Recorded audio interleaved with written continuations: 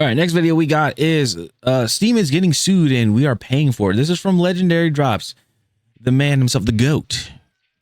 Also a person where I get a lot of gaming news from if I'm not reading articles and I just want to lay in bed and just want to hear something about what's going on in the gaming industry. This is who I listen to.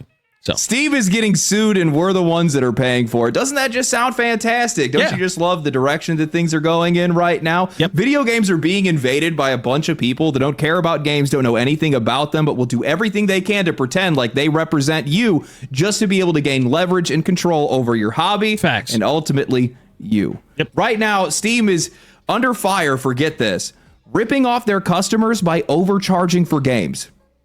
Whoa. I learned something new every single day. They're apparently representing 14 million UK gamers, which I would love to meet some of these people because I'm having a very hard time believing that any of them exist. And they're suing Steam to the tune of over $900 million, which is just the initial payout, because the financial repercussions of this are going to shake the company down to its core. Wait, aren't they? Isn't there another thing? Like UK is also suing PlayStation as well. Like they have a what's it called, class action lawsuit. Don't they have that going on too? Because there's certain things that are being removed from PlayStation that apparently people paid for or something like that. Man, that is insane. All the changes that they're going to need to make. And of course, all of this is being supported by everybody's favorite guy in gaming, Tim Sweeney. So you know these guys are on the right track. These people, they represent no one. Their entire position is based on the idea that Steam is just too successful. They're too good. They're too good at what they do. They have too many customers. They make too much money. They don't spend enough of that money wasting it on a bunch of people that they don't need. The company is far too efficient. Essentially, this company is suffering from success. That is what this lawsuit is for. Interesting.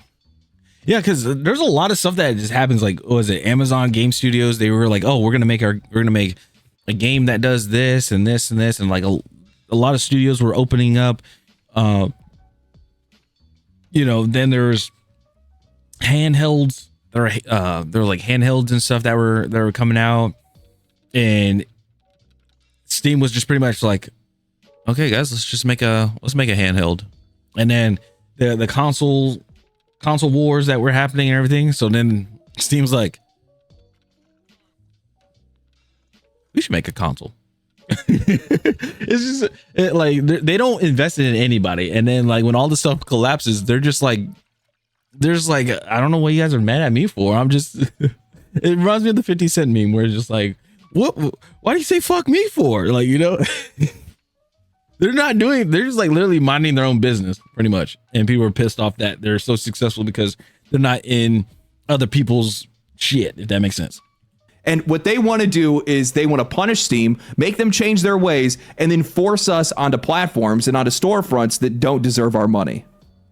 Nobody is talking about this from the customer's perspective. Who would have guessed? Because it seems like nobody ever wants to ever include us in this kind of conversation. True. None of these guys are asking why people even use Steam. Nobody's talking about how Steam protects their customers. Yep. No, they just see this as an opportunity to take down or to attack one of the very few allies that we still have left in this industry. Yeah, like when was the last time you saw from like Epic Game Store, Ubisoft Connect,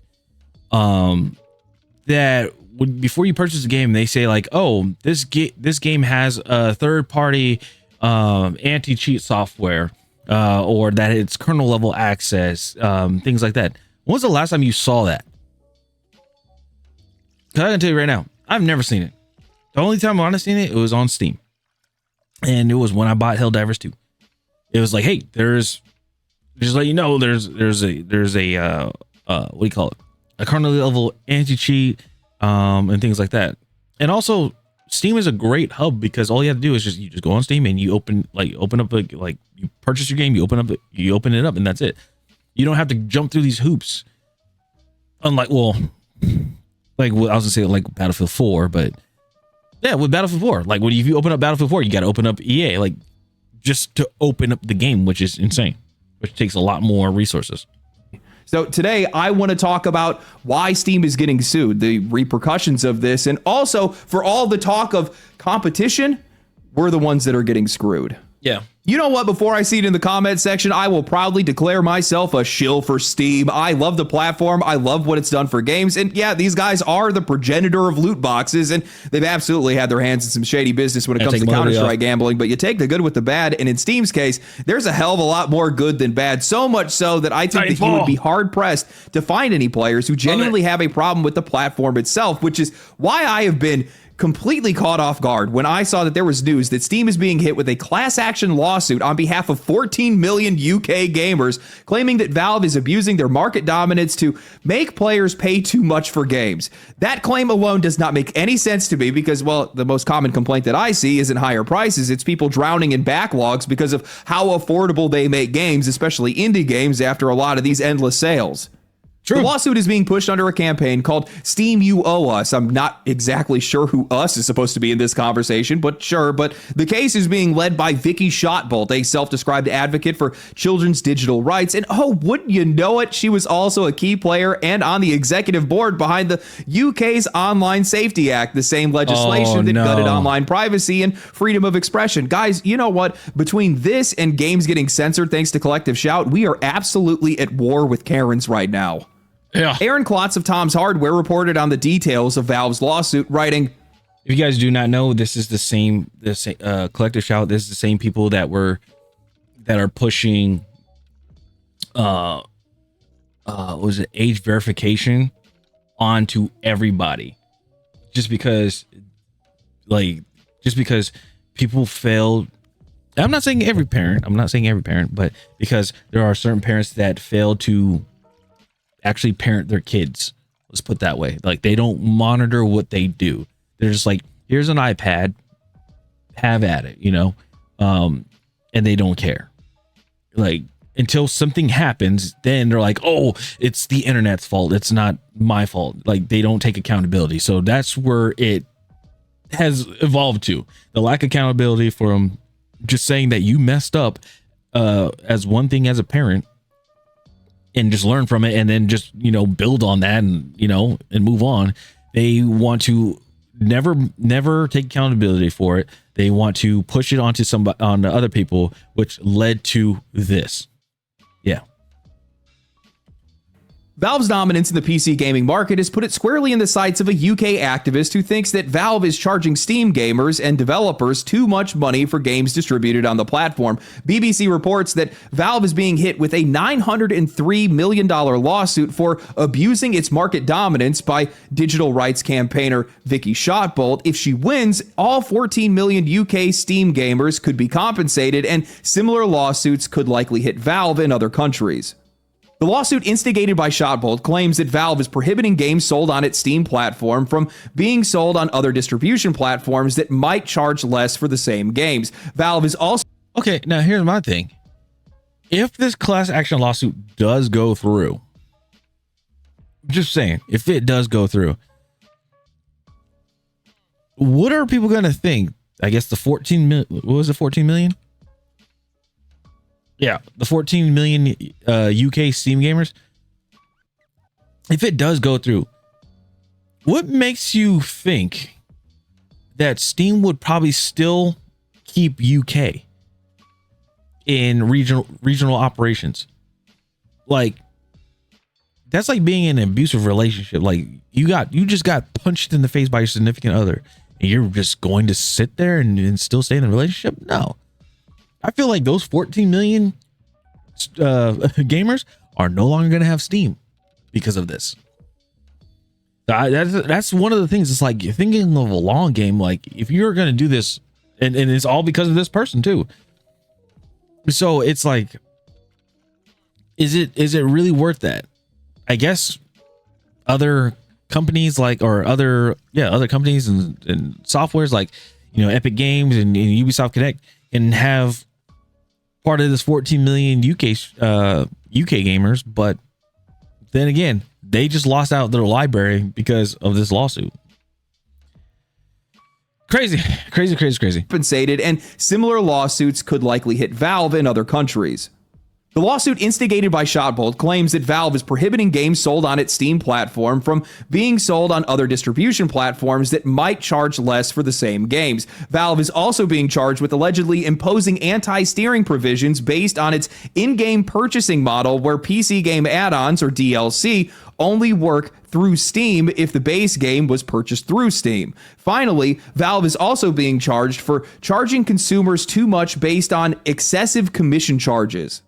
Okay, I'm sorry, but what? The idea that Valve is somehow using anti-steering based on its in-game purchasing model because of DLC and microtransactions that don't work on anywhere other than Steam, that has nothing to do with Valve. That's how every single platform works. Yeah. If I buy DLC on PlayStation, I can't use it on Xbox or Steam. If I buy that DLC on Xbox, I can't. Yeah, unless it's integrated in like a cross progression, or like a cross save or cross platform, sure. But other than that, no. Like if you're doing like, and what I mean is like having an in-game purchase. For example, Battlefield 2042. I still remember this. I have I pre-ordered the game on PC originally before there's issues and bugs that happen with using a controller. So I got it on PC, and I have like specific skins and specific guns and stuff. When I play it on Xbox, I can't use it. I can't use those skins and guns. But there's things that I bought on there, since it was account based, that if I purchase like a gun skin or like a vehicle skin, I can use it on the Xbox because it's tied to my account. If that makes sense.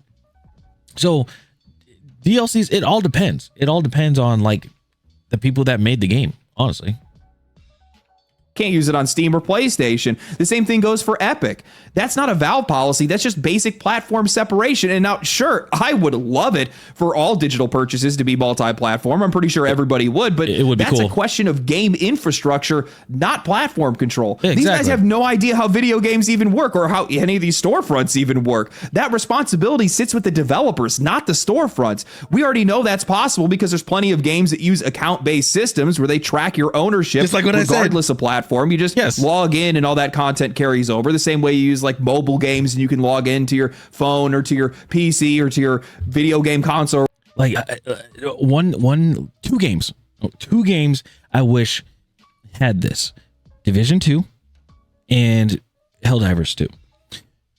And hear me out. This is the reason why I say for Helldivers 2, because if you purchase for instance, like when I got Helldivers 2 for the Xbox, I got the Halo ODST Warbond. I got that. I wanted to get it.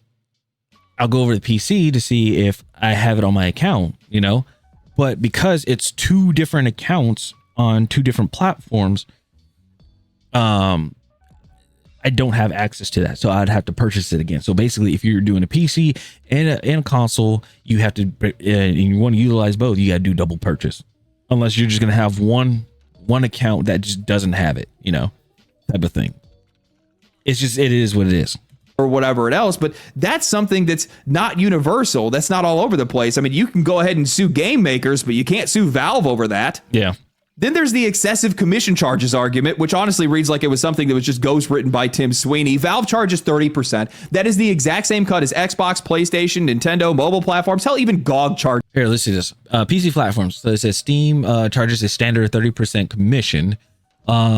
This rate drops to 25% after a game reaches 10 million in revenue and 20% after surpassing 50 million. Epic Game Store charges a flat 12% commission. New programs introduced in 2025 offer 0% commission on the first million in revenue per year for certain developers. Microsoft Store PC charges a 12% fee for PC game sales. GOG, I guess, is typically follows the industry standard of a 30% revenue split.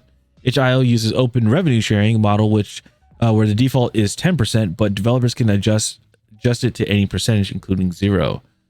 Consoles, all three major console manufacturers generally charge a 30% commission on digital game sales and game purchases. So basically, if you put like you got to give up 30% of whatever you make. That's what I'm guessing. Now I want to see something. I want to check something out. Let's see. uh, indie developer publish their game on the Epic Games Store. Yes, indie developers can publish games on the Epic Games Store using self-service tools like the Epic Developer Portal. This process requires a $100 submission fee per game. Developers retain an 88% of revenue, a 12% commission, and keep 100% of their first $1 million revenue. Okay. Because I know Steam does it, but I'm not sure if it happens with Epic Games. Okay. So let's see with Steam. Okay, so must create a Steamworks account, pay $100 recoupable fee per game, and submit a tax banking information. The process requires submitting game builds, creating a store page, and passing a few review process to ensure compliance with Steam's policies. Anything else? Okay, no. Oh, okay. So $100 fee per game, which is returned if the game earns over $1,000. So you put the money in and it comes back. Okay, revenue share. Steam takes 30% commission on sales, leaving 70% for the developer, which is nice.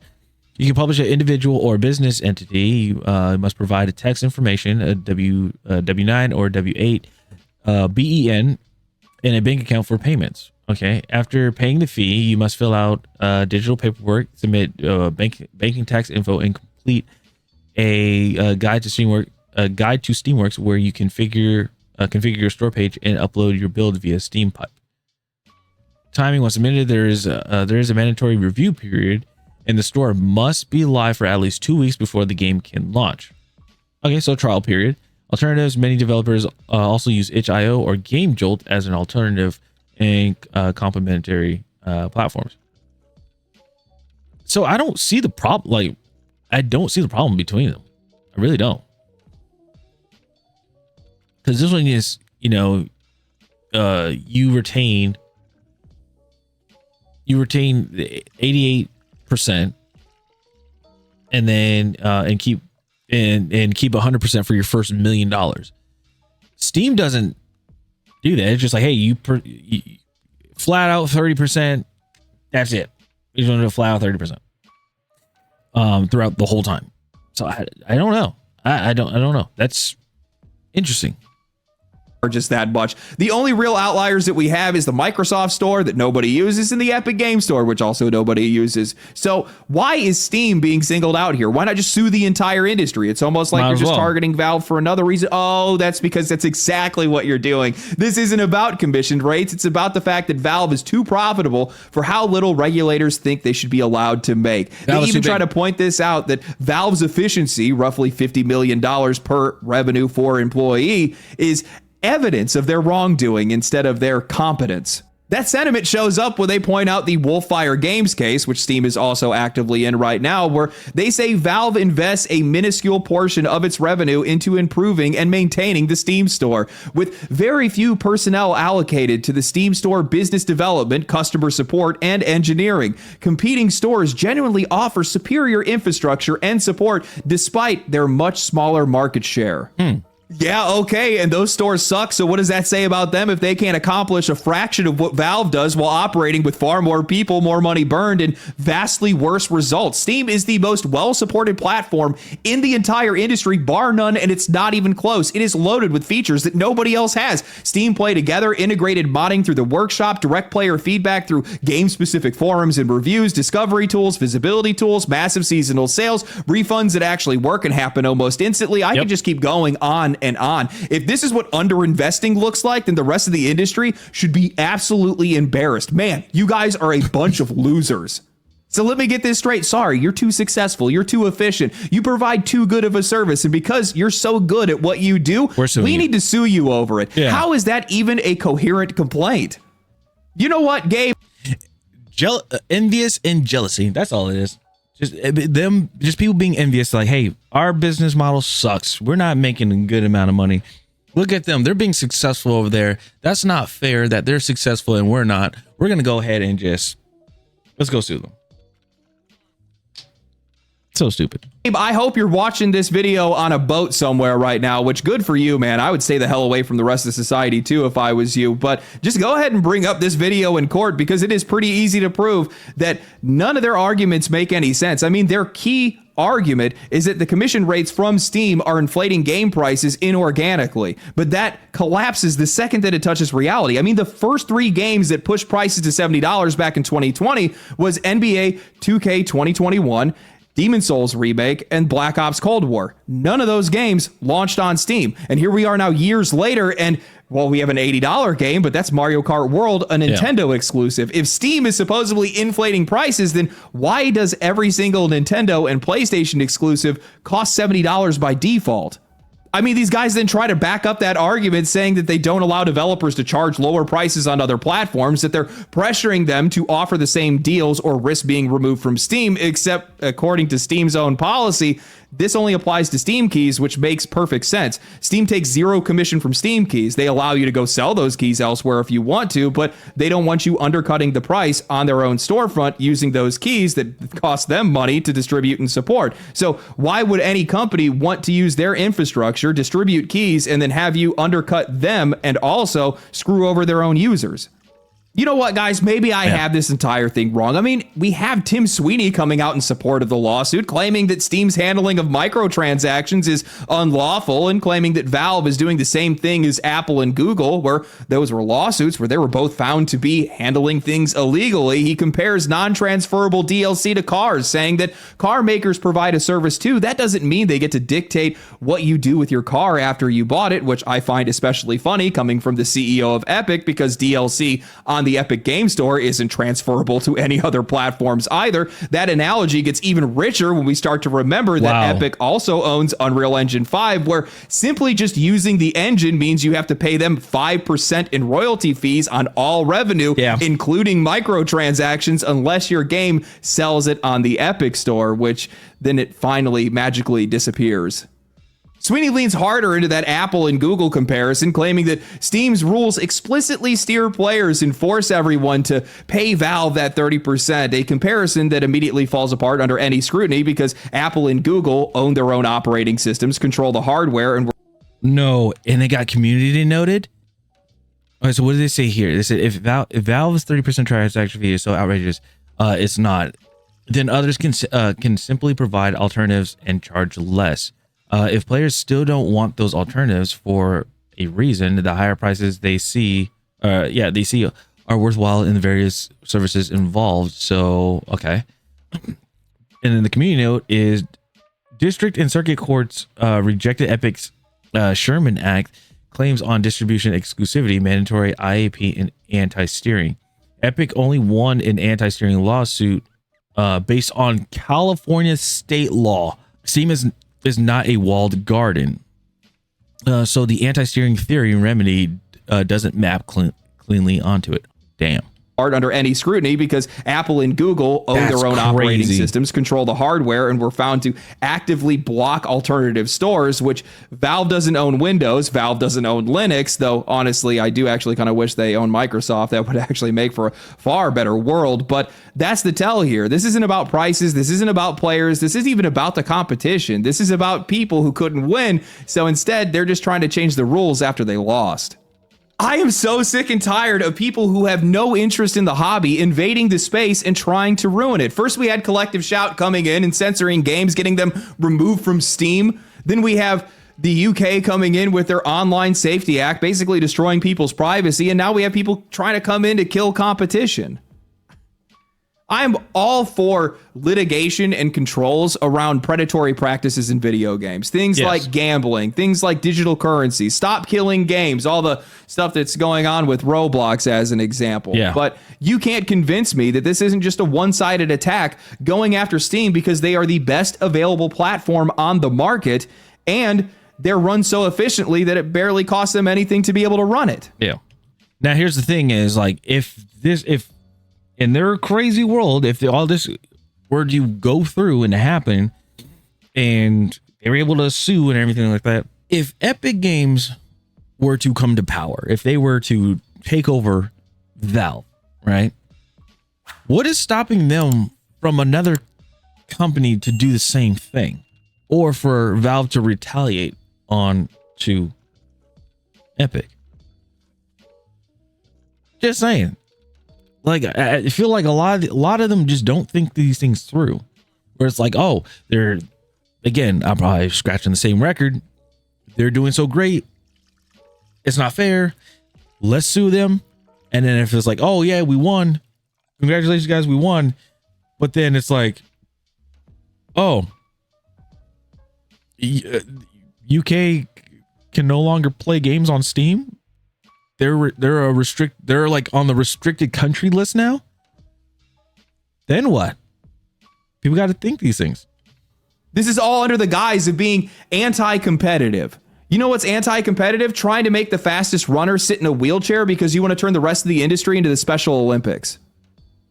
That's actually a good point. The other platforms just simply aren't good enough. Steam is just in a class of its own. We are the kingmaker. We are the one that chose them. Did these guys ever think to take the time to just ask people whether or not they even wanted to try to use other platforms or try to use other storefronts?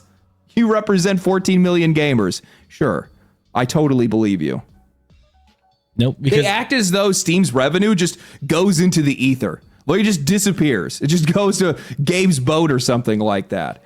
That's definitely not the case. I mean, they have 22 themed Game Fest for nearly every single genre that's going to be showcasing indie games all across the board, and it's not going to cost any of these developers a red cent as long as they're actually on the platform. Not to mention the absurd amount of tools and policies and protections that they have in place for their developers as well as their players. It's just, all these guys are just paying attention to the flow of the money, but they're not asking why that money is flowing. And I think that's the key to this entire conversation, because they don't actually care about any of this stuff. All they care about is the money. Notice how every single time somebody comes in and says that they're doing something for us, things always get worse. We get less choice, we get less freedom, doing it for them, and we get worse service nearly every single time. And that's exactly how this is going to go, because the one key thing that they're going to try to use as proof, the David to their Goliath in this situation, is that they caught Steam trying to protect their players. The horror. If any of these people bothered to ask users why they use Steam, they would immediately realize that the answer has nothing to do with what they're trying to burn it down over. I use Steam because it's simply the best service in the industry. It feels like it was built by gamers for gamers, and you feel that in every single part of the experience. It's wildly convenient. All my games are in one place. Modding is just checking a box, and at any moment I can see how players actually feel about a game right now, not how it reviewed 6 months ago. Imagine being disconnected from the gaming world. You see a static score, 4.5 stars or 8 out of 10, with no context, no timeline, no warning. You buy the game only to find out that a recent update completely broke it. We've seen this happen repeatedly. Games that were critically adored at launch become borderline unplayable months later, and that protects us in a way. Lets us be able to know more about these games. It protects us from wasting our money, and I guess these people just don't like that. I will say this, and again, Xbox used to have, I'm not sure if PlayStation did, but I guess it all depended on the developer. But remember on Halo 3 where... let me pull it up. In-game player count. Okay, here we go. So this is something that we used to have back in the day. And this is when we call it the golden age of gaming, the golden era of gaming and stuff. Where every game that you played, even Call of Duty, had this right here. The number of gamers online. This is before everybody relied on SteamDB, or waiting to hear a report out of how many players are playing the game. We got this in real time. You logged on, and it showed how many people are online playing the video game, playing the game that you're playing. That's what a lot of us miss, and that's what we want back. We want this back. When people are like, oh, like people are going on SteamDB to look at the games, and it doesn't give the full picture of the games. Well, that's the only thing that we have to really look at, unless Xbox has their own thing where we can look at, the number of players in each game. PlayStation doing the same thing. Epic Game Store, Ubisoft Connect. I would love to know that. Believe me, I would love to know for X Defiant at the time when X Defiant was going through the situation and everything. I wanted to know how many players were actually playing the game. Every time when I played it, I was able to matchmake like that. It was simple. I just boom, matchmaking. It was just, I easily got into a game. So again, it's mind blowing to me that they don't do this. Actually, no. Now I think about it, they're afraid, because if people see this number and it starts to go down, a lot of people are going to probably leave, and they don't want to be embarrassed. Because clearly we see games now, we see like reports on Twitter and everything saying, oh, we have this many users, like this many, we crossed 1 million users, instead of saying how many copies were actually sold. So that makes sense. But again, I would love to see this. I would love to see this come back. But I know that's not going to happen. Anyway.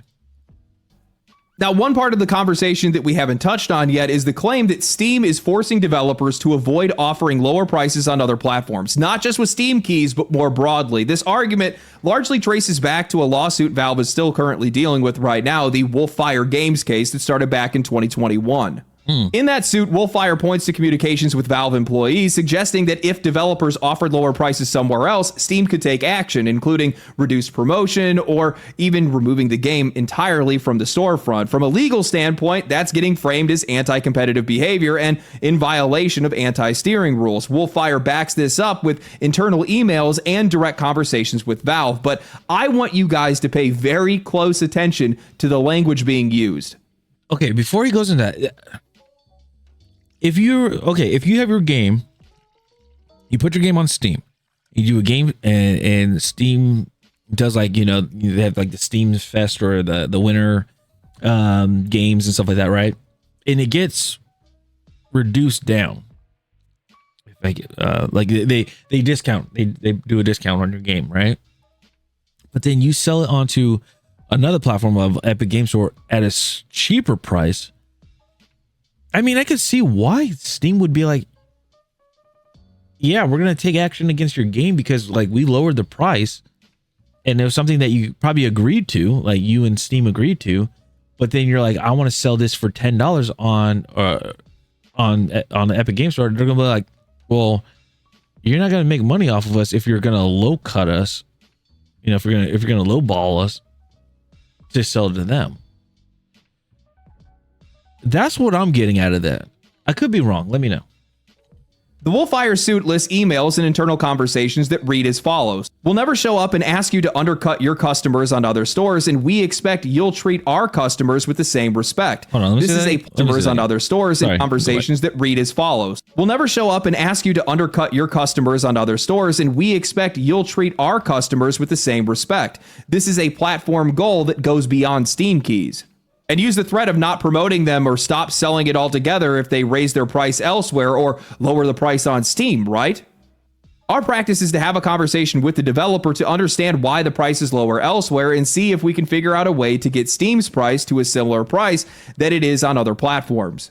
We wouldn't be okay with selling games on Steam if they were available at better prices on other stores, even if they didn't use Steam keys. If you want to sell a non-Steam version of your game at $10 at retail and $20 on Steam, we would ask that you lower the price or stop selling the game on Steam if we couldn't treat our customers fairly. Aren't they doing the same thing? All right, now, sure, you can make the argument that this is anti-competitive. That's the legal framing. But from my perspective, and probably yours, this is inherently pro-consumer and honestly, unfathomably based. Steam doesn't want to compete on price because, as they said in their emails, it doesn't treat the customer fairly. And they're right. Price competition is the laziest form of competition because it doesn't require you to be better. You just get to jerk the customer around. If the platform is worse, well, you just get to cut prices and it avoids having to actually fix anything. You don't have to improve your features, your infrastructure, or your trust. You get to subsidize inconvenience and call it competition. At that point, users are not choosing a platform because it's good. They're choosing it because it's cheaper, and that's a far lower bar to clear.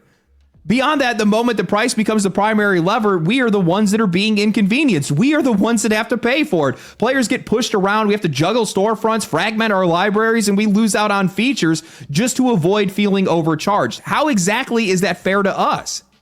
I think what these companies are afraid of is real competition, competing on service, because if you win that way, well, now you're forced to keep earning your users, and we're the ones that stay in control, and that is definitely something that these guys do not want to have to deal with. It's way easier for them to just cut prices rather than to have to build something better, and that's why these guys keep trying to change the rules.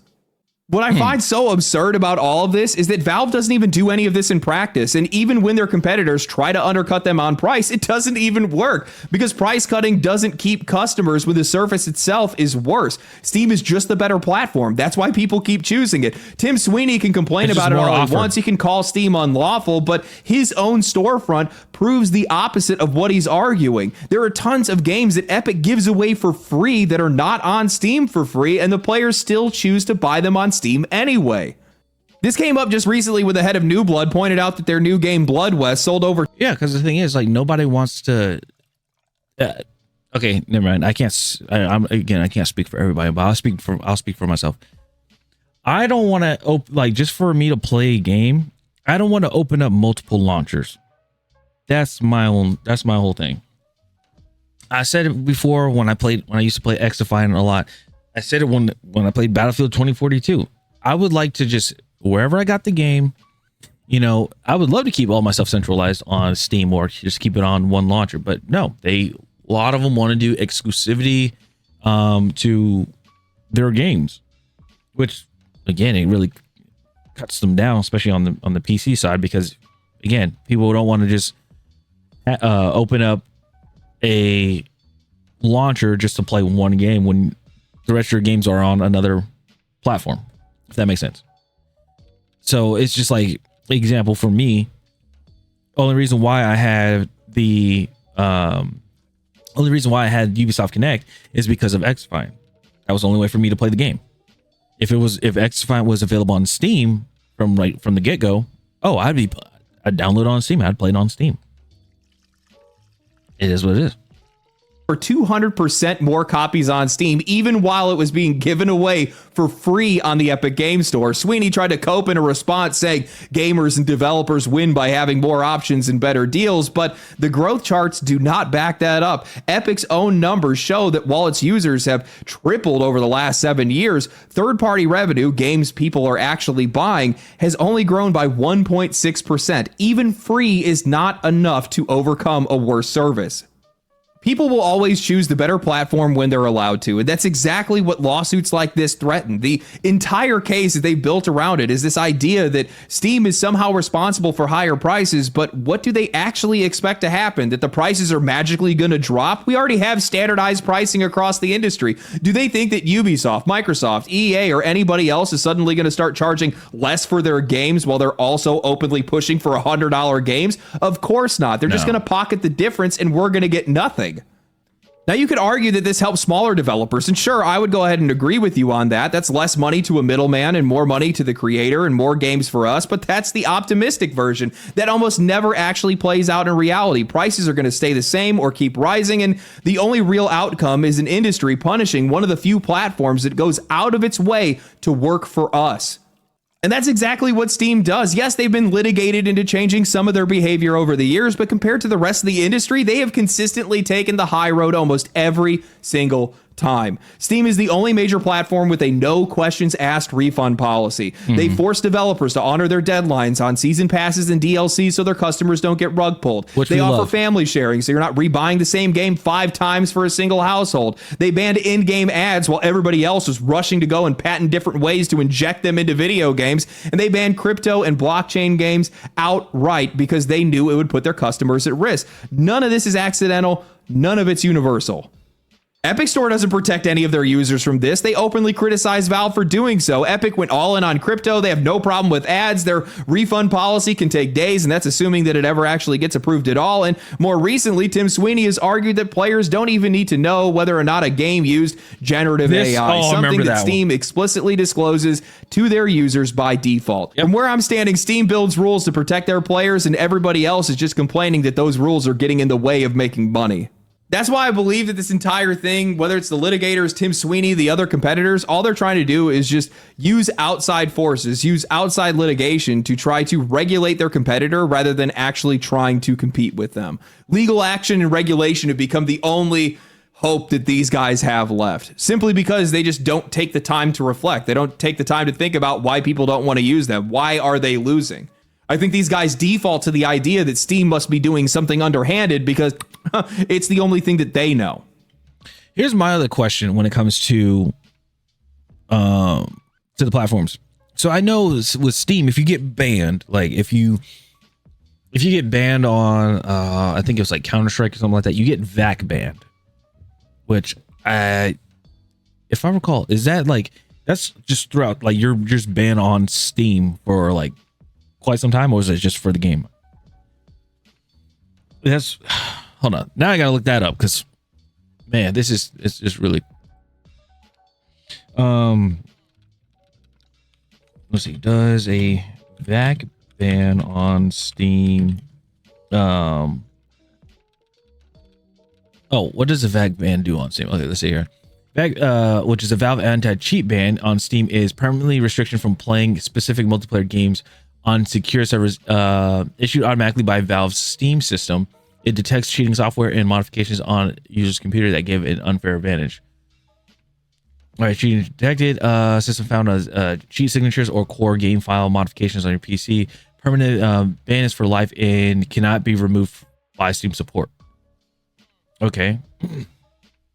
Game specific, mostly it bans you from the specific game you cheated in, but for older Valve games like Counter-Strike, Source, Team Fortress 2, it bans you across the entire engine family, Source / Gold Source. Oh. And if you do that, if you can't join VAC secured servers, but you can still play single player on non-VAC servers. So if you're a VAC ban, you're anything that's VAC servered wise, you can't play. Wow. You lose access to trading in the community market for the banned game. So people that get banned on Counter-Strike, you can't trade your guns and knives and stuff. Okay. Let's see here. Phone number sharing. The ban can extend to other accounts on the same phone number. Okay, so you can still play single player mode. So you're not. Okay, so you can play single player mode and everything, but you cannot. Oops. But the thing is, you cannot. What do you call it? You just can't play multiplayer. So that way you still have the money, like, you still spend. Your money is still quote unquote well spent, but again, you're the one that messed up by cheating. Interesting. I think that these companies and outside investors are doing whatever they can to try to pressure Steam and put them into a weakened state. Not only because it gives them an opportunity to hopefully steal some of their customers, but also I think it's because they're hoping that it might make Valve loosen their grip on how they protect their players, and also just the quality of service that the platform has by itself. If they make less money, then that means that there's less money that goes into the platform, and then also maybe they might, I don't know, let ads through. They might let crypto through or something else. The reason they want that, and that's the route that they're trying to go, is because their games are also on Steam. They can't be doing shady stuff on their platform, but just not do it on Steam. They need everybody else to jump at the same time. And I think that's what these guys are trying to go for.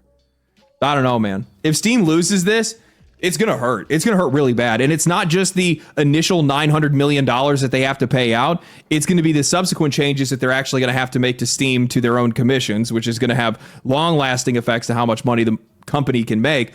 Also, at the same time, it goes into the position of them getting basically sued pretty much across the world, because when you see a class action lawsuit out in one area, you're going to see it in other countries. These guys are already under a lot of legal pressure from a lot of different places right now, and this is just going to add on top of it. So who knows how much something like this could cost them. And we're not going to see anything from it. We're not going to get any benefit from it. Nope. What do you like? No, no universe is that ever going to happen. The only thing that's going to end up happening, it's just going to be the exact same thing that we saw with digital games where, oh, we're not making this anymore, so you're going to get savings because of that. That never happened. Same thing goes for AI. Oh, it's going to cut costs. None of those savings are ever going to be handed down to the customer. Those guys are just going to pocket all of that stuff. It's always going to be the same. Either prices are going to go up or they're going to stay the same. Believing otherwise, simply naive. Also, the other thing that I'm going to say, and I need to take more time to think about this, but there's also something really gross about having a government wanting to come in and telling Valve how much money they can make, how much commission they're allowed to charge for, especially when you're not talking about any of the other companies in the industry. Seeing as that 30% is not something that is just foreign and it's only Valve that's doing it. No, it's every single company that's doing it. So if you're just focused on Valve and saying that these guys are too profitable, they're just too damn good at what they do, that you need to nerf them specifically, I don't see, one, how that's competitively fair, and two, how you have the right to do that. I don't like that. I don't know. But tell me what you guys think. Are you one of the 14 million gamers that these guys are representing? 14 million gamers. Sound off. Let me hear you in the comment section. Tell me about how much you hate Steam, apparently. Hopefully this doesn't actually go through and these guys just get annihilated in court. That's at least what I'm hoping for. Hope you guys enjoyed the video. If you guys did enjoy the video, like the video, share the video, comment, like it. I already said like it. Comment again. Comment like 3 or 4 times. I'll comment on it right now. It was a good video. It's a good one. Here, let me go ahead and do this. And then do this and do this. All right. It's just so you guys don't get, Streamception.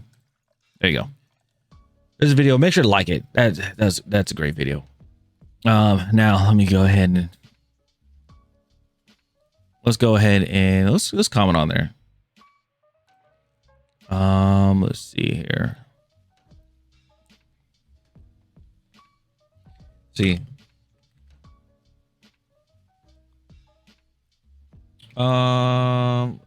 Here, so you guys can look at it. All right.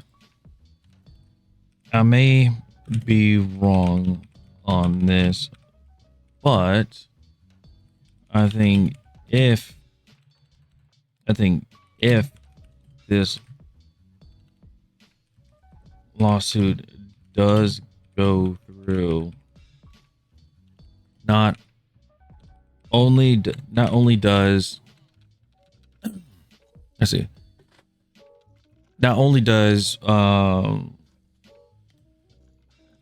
Steam lose money and UK and the 14 million UK users profit from it. But I think that the UK will be added to the region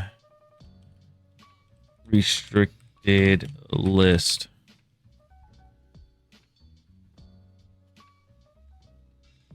Which will hurt them in the long run.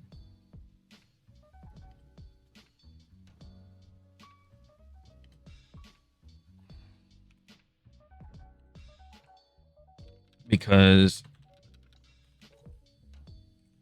it's like an abusive relationship. It's like an abusive relationship. Why stay in it? There you go. I'm gonna drop a like. Yeah, I already dropped a like. So make sure to go check out his video. Make sure to comment on there. Things like that. Okay. All right. Good God.